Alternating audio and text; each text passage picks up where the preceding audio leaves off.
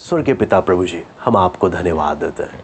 पिता, अभी तक आपने संभाला परमेश्वर, आपकी भलाइयों के लिए प्रभु हम आपको धन्यवाद देते हैं। पिता, जैसे से हम आपका वचन सीख रहे हैं प्रभु, दया कर प्रभु, हम एक एक का जीवन भी प्रभु आपके वचन के अनुसार हो। प्रभु, नम्रतापूर्वक आपके वचन के सामने हम आते हैं। पवित्र आत्मा, हम एक एक से बात करें, हम एक एक को सिखाएं प्रभु, अपने वचन को हमें खोल कर दें प्रभु। आए कि सारी बातों को हम आपके हाथ में सौंपते हैं। सारा आदर महिमा केवल हम आपको देते हैं। प्रार्थना प्रभु यीशु मसीह के नाम से मांगते हैं, आमीन। हम परमेश्वर के वचन से फिलिपियों 2 अध्याय में हम लोग सीख रहे थे। उसका अभी 2 का 1 से 11 में हम लोग देख रहे थे। फिर से मैं फिलिपियों 2 का 5 और 6 में पढ़ना चाहूँगा। फिलिपियों 2 का 5 और 6, जैसा मसीह यीशु का स्वभाव था वैसा ही तुम्हारा भी स्वभाव हो, जिसने परमेश्वर के स्वरूप में होकर भी परमेश्वर के तुल्य होने को अपने वश में रखने की वस्तु ना समझा। फिलिपियों 2 का 5 और 6, जैसा मसीह यीशु का स्वभाव था वैसा ही तुम्हारा भी स्वभाव हो, जिसने परमेश्वर के स्वरूप में होकर भी परमेश्वर के तुल्य होने को अपने वश में रखने की वस्तु ना समझा। तो यहाँ पर जब देखते हैं जैसा मसीह यीशु का स्वभाव था वैसा ही तुम्हारा भी हो, ये अगर इस आयत को अगर हम लेकर सीखने लग जाए, बहुत यहाँ पर जब हम लोग परमेश्वर के वचन में जब हम देखते हैं तो काफ़ी बात इस एक आयत में हमें सीखने को मिलती है। जैसा मसीह यीशु का स्वभाव था वैसा तुम्हारा भी हो।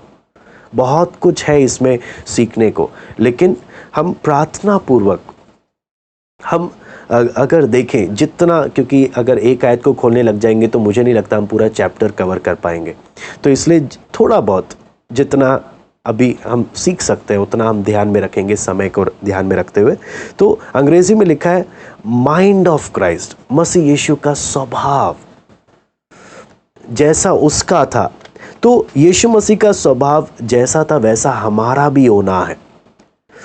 योर एटीट्यूड है ना हमारा। इसके लिए परमेश्वर के वचन में जब हम देखते हैं कि हमारा आउटलुक, हमारा देखने का नजरिया बताता है क्या हमारे जीवन में दिखेगा। उदाहरण के लिए आपको मालूम है, अगर मेरा देखने का नजरिया स्वार्थी है, मैं अगर मेरे अंदर स्वार्थ भरा है तो मेरे कामों से भी दिखाई देगा। मसीह यीशु का स्वभाव कैसा स्वभाव है, जहाँ पे स्वार्थ के लिए कोई स्थान नहीं है। प्रभु यीशु मसीह का स्वभाव कैसा स्वभाव है, वो अपने बारे में नहीं, वो दूसरे के बारे में सोचता है। मसीह यीशु, इसलिए पौलुस बोलता है प्रभु यीशु मसीह का स्वभाव क्या है, अपने बारे में नहीं दूसरे के बारे में सोचना।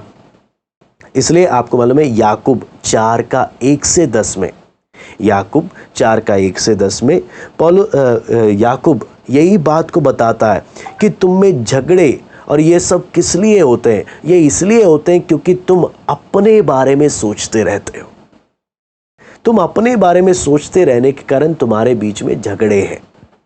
यहाँ पर जब हम देखते हैं परमेश्वर के वचन में, तो वचन में लिखा है, यहाँ पे लिखा है कि 6 आयत में, जिसने परमेश्वर के स्वरूप में होकर भी, या अंग्रेजी में लिखा है फॉर्म ऑफ गॉड, परमेश्वर का स्वरूप।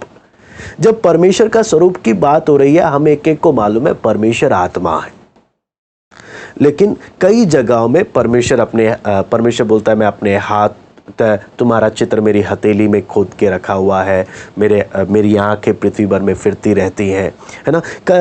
ऐसी कई बातें लिखी हुई हैं। उसमें हमें समझना है कि ऐसा नहीं कि परमेश्वर हम इंसानों की तरह 2 हाथ 2 आंख है 2 पैर ऐसा है। वचन में जब देखते हैं यूहन्ना 4 का 24 में साफ साफ लिखा है परमेश्वर आत्मा है। लेकिन हमारे समझने की भाषा में, हमें समझ आने वाली भाषा में परमेश्वर हमें ऐसे क्या कर रहा है, बात कर कर बता रहा है, हमें समझ आने वाली भाषा। इसलिए यीशु मसीह बोलता है मैं तुमसे पृथ्वी की भाषा में बात कर रहा हूं, अगर मैं तुमसे स्वर्ग की भाषा में बात करूं तुम्हें कहां से समझ में आए। स्वर्ग की अगर बातें करो तो हमें समझ आने वाली भाषा में परमेश्वर हमसे क्या करता है, मानवीय उदाहरणों को लेकर हमसे बात करता। तो यहाँ पर जब हम देखते हैं मेन बात, यहाँ पर जब फिलिपियों दूसरा अध्याय में जो हम देखते हैं 2:5 और 6 का मुख्य बात क्या है, प्रभु यीशु मसीह अपने बारे में नहीं सोच रहा, वो दूसरे के बारे में सोच रहा है। अगर हम एक ध्यान रखना, प्रभु को जीवन देना, उद्धार पाना, है ना, पवित्र आत्मा पाना, ये सिर्फ यही टारगेट नहीं है। मेन है मसीह का स्वभाव। आप कितने आत्मिक हो या आप प्रभु में कितना बढ़ रहे हो, वो कैसे मालूम चलता है? आपके अंदर मसीह का स्वभाव कितना दिख रहा है, उससे मालूम चलता है। उदाहरण के लिए, मैंने किसी बीमार के लिए प्रार्थना कर दिया, वो चंगा हो गया, उससे नहीं पता चलता कि मैं कितना प्रभु में बढ़ रहा हूँ। मैंने एक व्यक्ति के लिए प्रार्थना किया, उसमें से दुष्ट आत्मा निकल गई, उससे नहीं पता चलता कि मैं कितना प्रभु में बढ़ रहा हूँ। ये चीज़ें मेरे अंदर घमंड पैदा कर सकती हैं। मुझे कितना वचन का ज्ञान है, वो चीज़ नहीं साबित करती कि मैं कितना प्रभु में बढ़ रहा हूँ। मेरे अंदर कितना मसीह का स्वभाव दिख रहा है, वो तय करता है कि मैं प्रभु में कितना बढ़ रहा हूँ। मेरी बात को आप ध्यान से समझना। मैं वचन में पीएचडी लेकर बैठ सकता हूं, लेकिन अगर मेरा आचरण अगर मसीह के स्वभाव के अनुसार नहीं है, तो पूरा पीएचडी बोलते ना, बाइबल कॉलेज से, सब जगह से, सब सारे पास्टरों से, सारी किताबों से, सब जगह से कितना भी सीखकर मैंने ज्ञान बढ़ा लिया। ज्ञान बढ़ाना तय नहीं करता कि मैं कितना आत्मिक हूं। मसीह का स्वभाव, ये है हर एक व्यक्ति का लक्ष्य। अगर मुझे, आपको मालूम है, मुझे पहला कुरिन्थियों में लिखे सारे आत्मिक वरदान मिल जाए, मैं भविष्यवाणी करूं, मैं बहुत कुछ बड़े बड़े चमत्कार करने लग जाऊं, वो तय नहीं करता कि मैं आत्मिक बन गया या मैं प्रभु के करीब आ गया।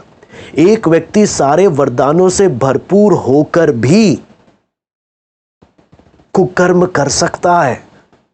आप अगर बिलाम के बारे में देखेंगे, बिलाम एक नबी था, लेकिन नबी होने पर भी परमेश्वर की इच्छा के विरुद्ध जाकर भविष्यवाणी करने के लिए गया था और लोगों को किस प्रकार पाप में धकेलना है उसकी सलाह दे रहा था। कहने का मतलब क्या है? आपके पास भविष्यवाणी के वरदान हो, आपके पास बोलते ना बहुत सारे वरदान हो, ये भी तय नहीं करता कि आप आत्मिक हो, ये भी तय नहीं करता कि आप प्रभु के करीब हो। प्रभु के करीब होना क्या चीज तय करता है? मेरे अंदर कितना मसीह का स्वभाव है, मेरे आचरण और मेरे जीवन से। इसलिए यीशु मसीह बोलता है, उस दिन आएंगे बहुत लोग, प्रभु मैंने भविष्यवाणी करी, प्रभु मैंने मरे हुओं को जिलाया। वरदान है, वरदान होने पर भी प्रभु क्या बोलता है? तुम कुकर्म करते थे। इसलिए आप समझना कि एक व्यक्ति कैसे प्रभु के करीब है, क्या चीज तय करता है? मेरे अंदर कितना प्रभु यीशु मसीह का स्वभाव दिख रहा है, मेरे अंदर कितना। अब मैं अगर तिम्मो नहीं दिखना चाहिए, तिमोती नहीं दिखना चाहिए, यीशु मसीह दिखना चाहिए। इसलिए मैं घटते जाऊं, वो मुझ में बढ़े। ये है मेरी सबसे बड़ी टारगेट, मेरा सबसे बड़ा टारगेट। इसमें मैंने मेहनत करना, इसके लिए मुझे जी जान लगाना। इसलिए फिलिपियों 2:5 और 6 में जो हम पढ़ रहे हैं, वो क्या चीज है कि प्रभु यीशु मसीह का स्वभाव क्या था? वो अपने बारे में नहीं, वो दूसरे के बारे में सोचता था। पौलुस क्या बोलता है? तुम्हारा भी स्वभाव ऐसा हो, अपने बारे में नहीं, दूसरे के बारे में सोचो। यहाँ पर जब हम प्रभु यीशु मसीह के स्वभाव को जब हम देखते हैं, वो परमेश्वर है। वचन बोलता है वो परमेश्वर है, उसे किसी चीज की जरूरत नहीं थी। स्वर्ग में पूरी महिमा से भरा है, आदर और महिमा सब है इसके पास। लेकिन आप देखेंगे पूरे ब्रह्मांड पर भी जब राज्य कर रहा है, वचन में फिलिपियों 2:6 में हम देखते हैं, फिर भी स्वार्थी बनकर वो स्वर्ग में नहीं रहा। उसने आपके और मेरे बारे में सोचा, स्वार्थी बनकर नहीं रहा। उसे आपके और मेरे बारे में चिंता थी।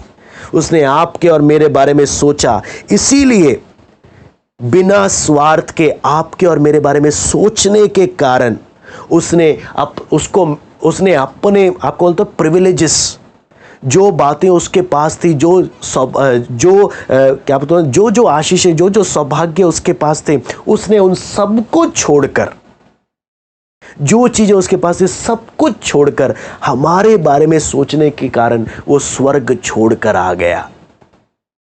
ये है असली, आपको मालूम है ना, असली गुण।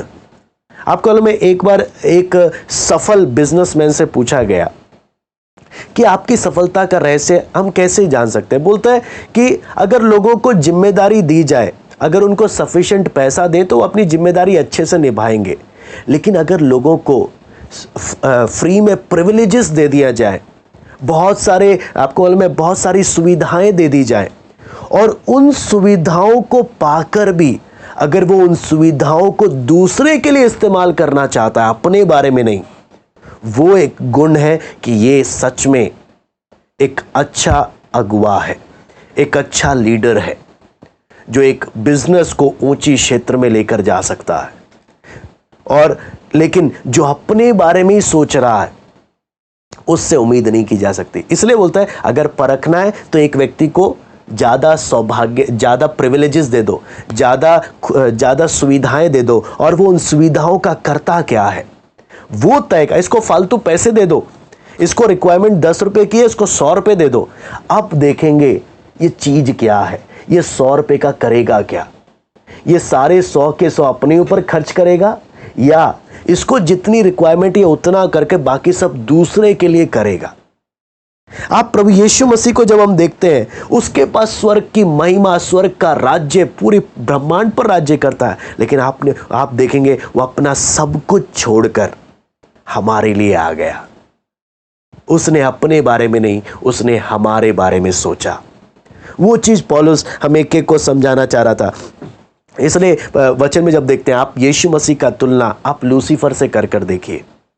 हाँ, यीशु मसीह के मनुष्यत्व की तुलना आप लूसीफर से करके देखिए। लूसीफर क्या था? मैं स्वर्ग में चढ़ूंगा, हाँ, मैं परम प्रधान के तुल्य होऊंगा, मैं। लेकिन यीशु मसीह कैसे आया? मैं नहीं, तेरी इच्छा पूरी हो। आप यीशु मसीह का स्वभाव देखें, तेरी इच्छा पूरी हो, मेरी नहीं।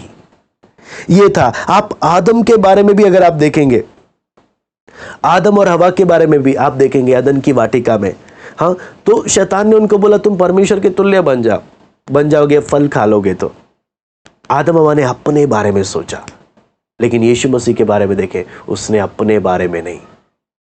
इसलिए वचन में लिखा है, उसने निंदा बदना, इब्रानी जब हम पढ़ते हैं इब्रानियों की पुस्तक में, तो साफ साफ लिखा है, उसने सब बदनामी को सह लिया, आगे क्या होने वाला है उस बात को स्मरण करते हुए, सब, आपको मालूम है, सब बातों को उसने क्या कर लिया? सह लिया। सब निंदा बदनामी को, जब हम इब्रानियों की पुस्तक में हम पढ़ते हैं, सब बदनामी को पिता तेरी इच्छा पूरी हो कर। इसमें आगे जब हम प्रभु यीशु मसीह के स्वभाव को जब देखते हैं, यही एक सबसे बड़ा गुण है।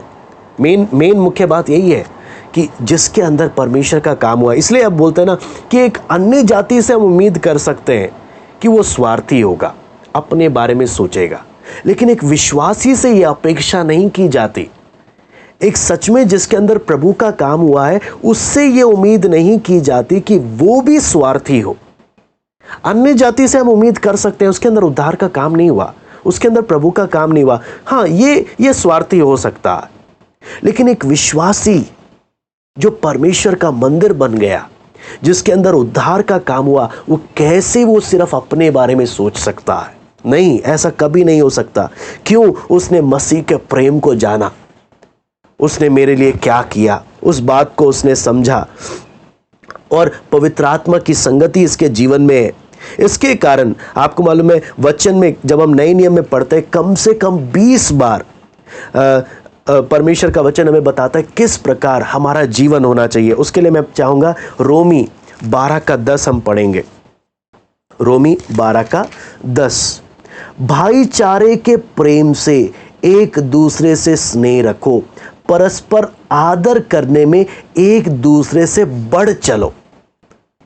यहां पर देखना लिखा क्या है, हमें जीना कैसे, एक विश्वासी को जीना कैसे है, भाईचारे के प्रेम से एक दूसरे से स्नेह रखो, परस्पर आदर करने में एक दूसरे से बढ़ चलो। पहला प्रेम करना है और दूसरा आदर करने में, आपने दूसरे का आदर करने में बढ़ चढ़ना है। हम कई बार क्या होता है, दूसरे की बेइज्जती करने में हम बढ़ चढ़ते हैं।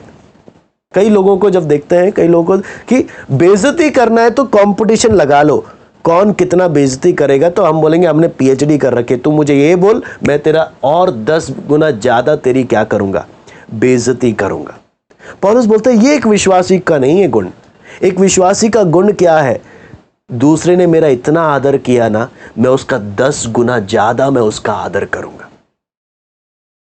आदर करने वाला कलीसिया में दूसरे की चुगली नहीं करता, जो दूसरे का क्या करता है, आदर करता है। क्योंकि एक विश्वासी को शोभा क्या देता है कि मुझे दूसरे के बारे में चुगली नहीं करना, मुझे दूसरे को नीचा दिखाकर खुद को बड़ा नहीं बनाना। मैं अगर किसी के बारे में बात भी करूंगा, मैं उसका आदर करने में मैं आगे रहूंगा। हम में से कितने बोलेंगे कि हम ये बात मेरे जीवन में है। हाँ, किसी के बारे में भी मैं उसको नीचा दिखाने या उसकी कमियां गिनने या उसको बोलते ना उसकी बेइज्जती करने में आगे नहीं, मैं उसके आदर करने में, हाँ, लोगों के सामने ही नहीं, मैं अगर पर्सनली अगर मेरे घर में भी किसी के बारे में बात होगी ना, मैं उसके आदर करने में मैं आगे बढ़ चढ़कर बात करूंगा। वो बात सबसे इंपॉर्टेंट है। पौलुस बोलता है आदर करने में, दूसरे का आदर करने में बढ़ चलो। इसलिए मैं एक बार फिर इस आयत को पढ़ेंगे, हम देखें एक एक अपने जीवन में देखें। मसीह का स्वभाव है, मैं जो अपने आप को आत्मिक समझता हूं, मैं जो समझता हूं प्रभु के साथ मेरा संबंध है, क्या मेरे अंदर ये गुण है जो वचन मुझे बोलता है फिलिपियों में, रोमियो में 12:10, भाईचारे के प्रेम से एक दूसरे से स्नेह रखो, परस्पर आदर करने में एक दूसरे से बढ़ चलो। फिर ना सिर्फ इतना ही, मैं चाहूंगा पहला थिस्सलुनीकियों 5:11 भी हम पढ़े।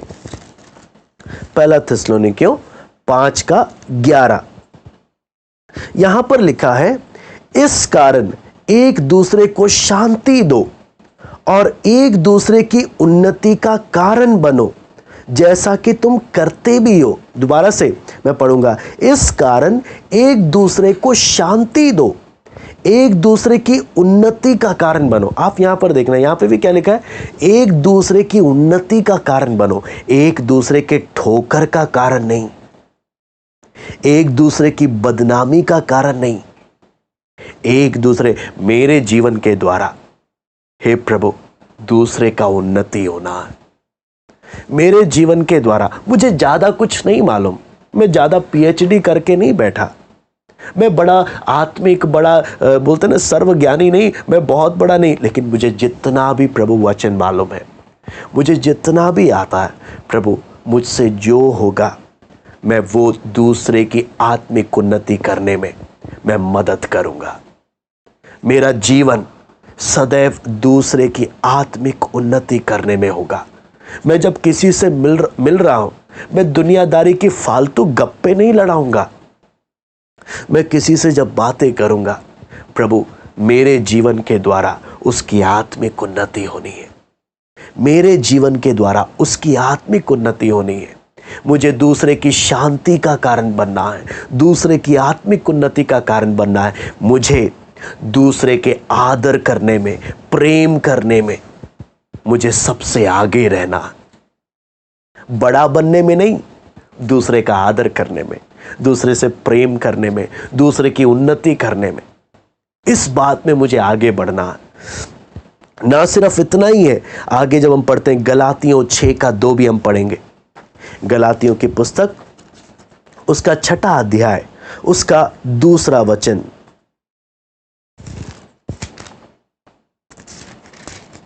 यहां पे लिखा है, तुम एक दूसरे का भार उठाओ और इस प्रकार मसीह की व्यवस्था को पूरा करो। एक दूसरे का बोझ उठाओ। इस दुनिया में रहते वक्त जब मुझे दिख रहा एक व्यक्ति भारी बोझ से दबा हुआ है, मैं एक विश्वासी होने के नाते मैं अपने दूसरे विश्वासी भाई या बहन का बोझ उठाने के लिए, हाँ, आर्थिक अवस्था में, हाँ, वो नहीं उससे चला जा रहा, वो बहुत तंगी से गुजर रहा है, मैं एक विश्वासी हूं तो मेरा फर्ज बनता है कि मैं उसकी मदद करूं। एक दूसरे का बोझ उठाओ।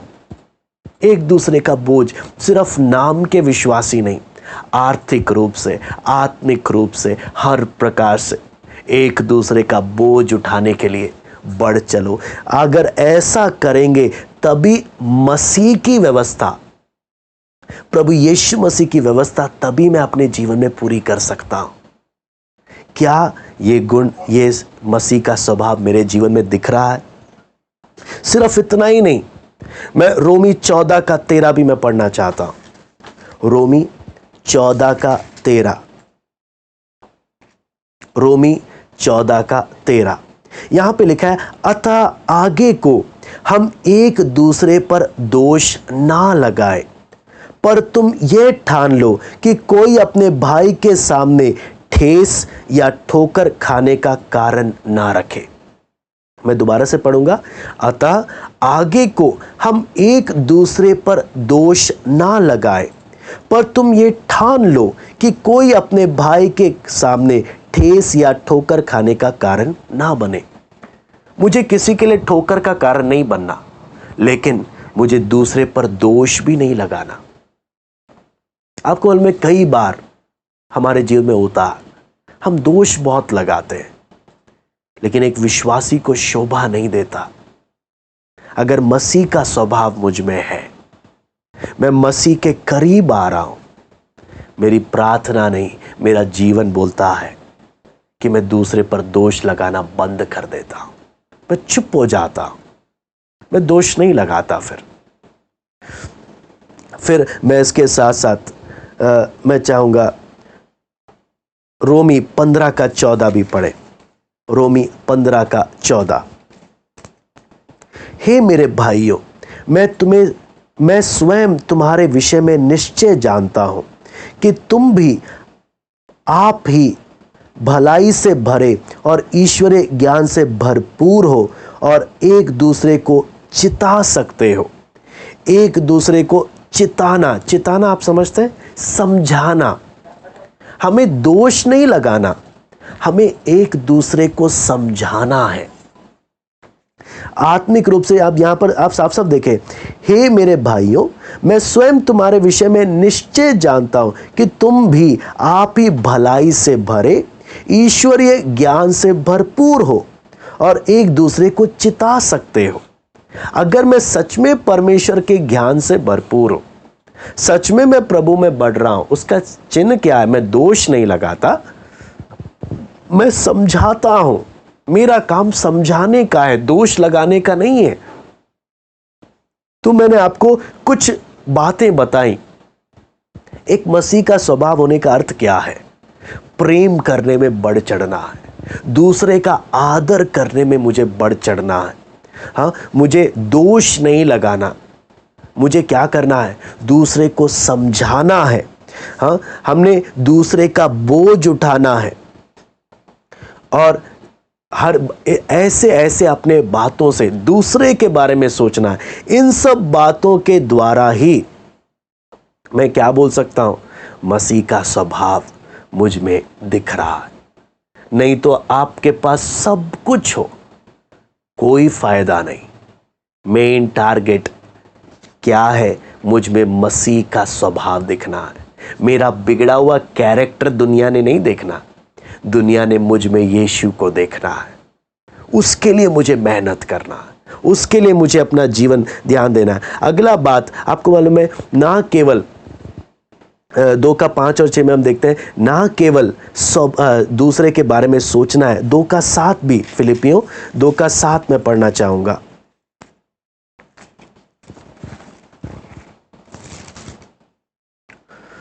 वरन अपने आप को ऐसा शून्य कर दिया और दास का स्वरूप धारण किया और मनुष्य की समानता में हो गया। दोबारा से पढ़ूंगा। वरन अपने आप को ऐसा शून्य कर दिया, दास का स्वरूप धारण किया और मनुष्य की समानता में हो गया। अगला गुण जो है वो क्या है? ये सेवा करता है।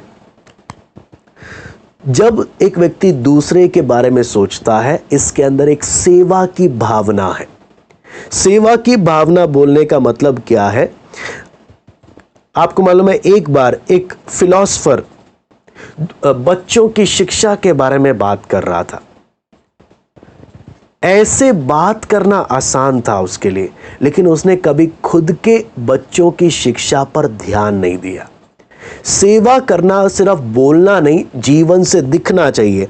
हम जब प्रभु यीशु मसीह के बारे में देखते हैं, जब प्रभु यीशु मसीह ने दूसरे के बारे में सोचा, क्या किया प्रभु ने? हम देखते हैं वो दास बन गया। जब प्रभु यीशु मसीह ने हमारे बारे में सोचा, दूसरों के बारे में सोचा, उसने क्या किया? वो दास बन गया। अब अगर प्रभु यीशु मसीह के नीचे झुकने की बात को हम देखें, उसने अपने आप को खाली कर दिया। खाली कर दिया बोलने का मतलब परमेश्वर का सारा अधिकार सब उसने क्या कर दिया? सारा जो पोजीशन था, उसने अपने आप को उस पोजीशन को छोड़ के शून्य बन गया, दास बन गया। आपको मालूम है, परमानेंटली, टेम्पररी नहीं, परमानेंटली मनुष्य बन गया और मनुष्य के शरीर को धारण किया, मानवीय शरीर। लेकिन हमारा पाप के साथ है। यीशु मसीह में एक फर्क है, पाप के साथ नहीं, पाप रहित, पाप के बिना शरीर धारण किया। और उसने वो शरीर का इस्तेमाल किस लिए किया? दास बनने के लिए। आप अगर इस बात को सोचेंगे ना, तो एक बहुत बड़ा बात है। परमेश्वर कैसे अपने आप को खाली कर रहा? अनंतकालीन परमेश्वर, सर्वज्ञानी, सर्वशक्तिमान, अपने आप को खाली कर कर, अपना पोजीशन छोड़कर। हाँ, आप जब देखेंगे, पहला बात क्या, पहला स्टेज क्या है? अपने आप को पूरा खाली कर रहा। दूसरा स्टेज क्या है? परमानेंटली मनुष्य बन रहा है और मनुष्य के शरीर को धारण कर रहा। तीसरा स्टेज क्या है? ना सिर्फ मनुष्य बन रहा है, इस मानवीय शरीर का इस्तेमाल दास बनने के लिए कर रहा। दास बनने का नाटक नहीं, इसने इस शरीर का इस्तेमाल किस लिए किया? दास बन गया, लिटरली, असलियत में दास बन गया। आपको मालूम है, हम इंसान होकर भी ना किसी के आगे झुकना पसंद नहीं करते, किसी के आगे झुकना नहीं पसंद करते। वो परमेश्वर होकर, अपनी महिमा, अपना सब कुछ छोड़कर, अपने आप को खाली कर कर, पहली बात तो एक तुच्छ मनुष्य बना। दाऊद बोलता है, हे प्रभु, मनुष्य है क्या तेरे सामने? कीड़ा, कुछ है भी नहीं, तो क्यों उसकी स्तुति रखता है? वो अनंतकालीन परमेश्वर ये तुच्छ मनुष्य बन गया परमानेंटली। जब हम प्रभु यीशु मसीह को देखते हैं, वो पूर्ण परमेश्वर है, पूर्ण मनुष्य है। पूर्ण परमेश्वर, पूर्ण मनुष्य, परमानेंटली मनुष्य बन रहा है। और ये मनुष्य बनकर कर क्या रहा है? मनुष्य का शरीर लेकर कर क्या रहा है? इज्जत नहीं, इज्जत का पोजीशन नहीं ले रहा। मनुष्य बनकर मनुष्यों में भी दास बन रहा, मनुष्य में भी दास का स्वरूप धारण कर। आप सोचिए कितना अधिक वो आपके और मेरे लिए झुक गया। दूसरे के बारे में सोचने का अर्थ क्या है? दूसरे की सेवा करना। दास का सा स्वरूप धारण किया, दास बन गया। और आपको मालूम है, दास में भी यहां पर आप देखेंगे, इस दास बनकर भी इसने क्या किया? अपनी इच्छा से दुनिया की सबसे बदतर मौत को स्वीकार किया। कितना तक उसने आपके लिए सोचा, कितना तक उसने मेरे लिए सोचा, आप जानते हैं? दूसरे के बारे में सोचने का अर्थ क्या है? यह है दूसरे के बारे में सोचने का अर्थ। उसने मेरे बारे में सोचने के कारण क्या किया? परमेश्वर को उसका आपको मालूम है सारा महिमा सब कुछ छोड़ दिया, परमानेंटली मनुष्य बन गया। मनुष्य बनकर भी नहीं, दास बन गया। दास बनकर भी नहीं, क्या किया उसने, आप सोचकर देखिए। दास बनकर भी दुनिया के सबसे बदतर मौत चुन ली अपनी इच्छा से। किसके लिए? आपके और मेरे बारे में सोचने के कारण।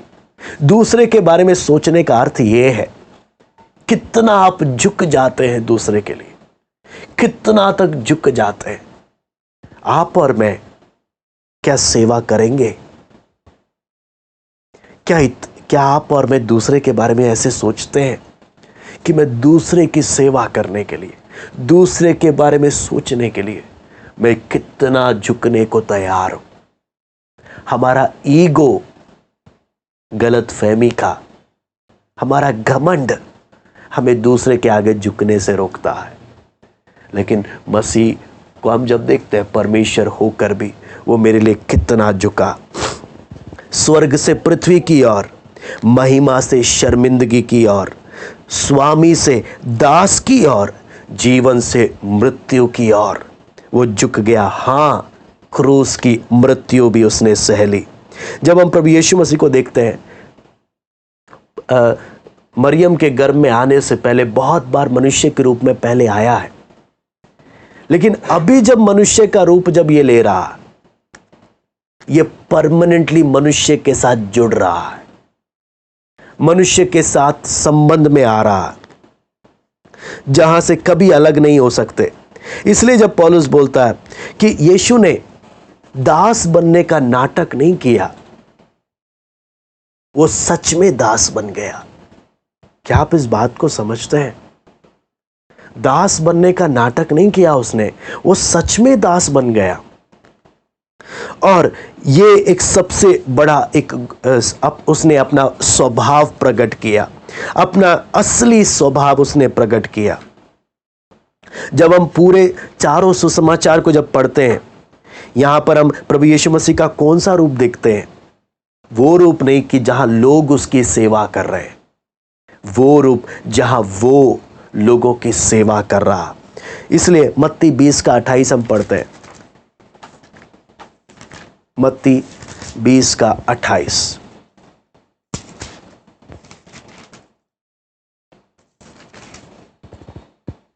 जैसे कि मनुष्य का पुत्र वो इसलिए नहीं आया कि उसकी सेवा टहल की जाए, परंतु इसलिए आया कि आप सेवा टहल करें और बहुतों की छुड़ौती के लिए अपना प्राण दे।